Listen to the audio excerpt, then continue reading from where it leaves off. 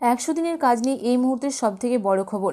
যেখানে রাজ্যের শ্রমিকরা 100 দিনের কাজ করতেন, সেটি বিজেপি সরকার ক্ষমতায় আসার পর 125 দিনের কাজের গ্যারেন্টি করা হয়েছিল এবং সেটারও কিন্তু দিন বাড়িয়ে 175 দিন করা হয়েছে বর্তমানে। ইতিমধ্যেই 100 দিনের কাজের টাকা বরাদ্দ করা হয়ে গেছে। রাজ্যের প্রত্যেকটি জেলায় জেলায় কবে থেকে এই 100 দিনের বা 175 দিনের কাজ শুরু হবে এবং 2,56,00,000 মানুষকে কিন্তু জব কার্ডের আওতায় আনা হয়েছে ইতিমধ্যেই। এবং এই যে জব কার্ডধারীদের জন্য যে নতুন ঘোষণা দেওয়া হয়েছে রাজ্যের মুখ্যমন্ত্রী তরফ থেকে, তো 100 দিনের কাজের পরিবর্তে যে 175 দিনের কাজ করানোর ঘোষণা করা হয়েছে, সেই কাজটি আপনারা কবে থেকে শুরু করতে পারবেন, আপনাদের অ্যাকাউন্টে এই প্রকল্পের টাকাটি কবে ঢুকতে চলেছে, সমস্ত কিছু জানাবো আজকের এই ভিডিওর মাধ্যমে। ভিডিওটি যদি ভালো লেগে থাকে তো অবশ্যই একটি লাইক করবেন, বন্ধুদের সঙ্গে শেয়ার করবেন। চ্যানেলে নতুন দর্শক হয়ে থাকলে অবশ্যই চ্যানেলটি সাবস্ক্রাইব করে পাশে থাকা অল নোটিফিকেশন অন করে রাখবেন। নবান্নে মুখ্যমন্ত্রী শুভেন্দু অধিকারী ও কেন্দ্রীয় কৃষিমন্ত্রী শিবরাজ সিং চৌহানের মধ্যে এক উচ্চ পর্যায়ের বৈঠক অনুষ্ঠিত হয়েছে।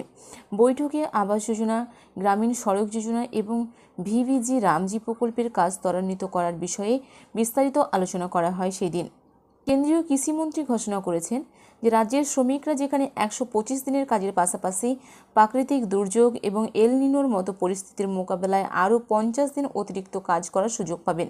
এছাড়াও 2027 সালের 31 মার্চের মধ্যে ভিভিজি রামজি প্রকল্পের আওতায় রাজ্য 8,500 কোটি টাকারও বেশি বরাদ্দ দেওয়া হবে বলেও জানিয়েছেন।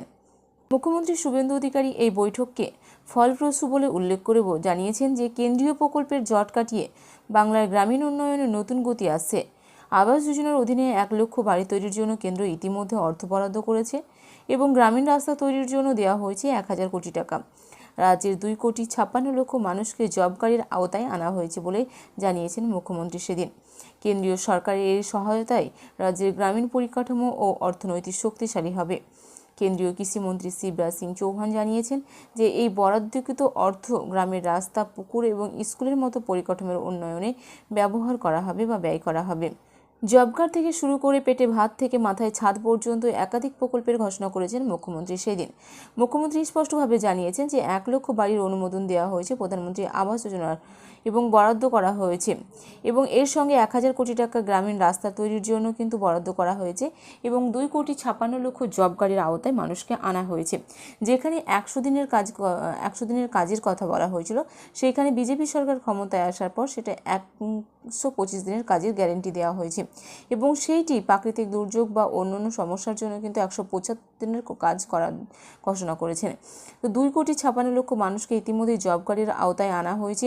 বাংলা আবাস যোজনা থেকে শুরু করে 100 দিনের কাজ এবং গ্রামীণ উন্নয়ন প্রকল্পে স্বচ্ছভাবে গতি আনাতে উদ্বেগ প্রকাশ করলেন বর্তমান মুখ্যমন্ত্রী এবং এই 100 দিনের কাজের প্রকল্পের টাকা ইতিমধ্যেই বরাদ্দ করা হয়ে গেছে এবং খুব শীঘ্রই কিন্তু সেই টাকা আপনাদের অ্যাকাউন্টে আসতে চলবে।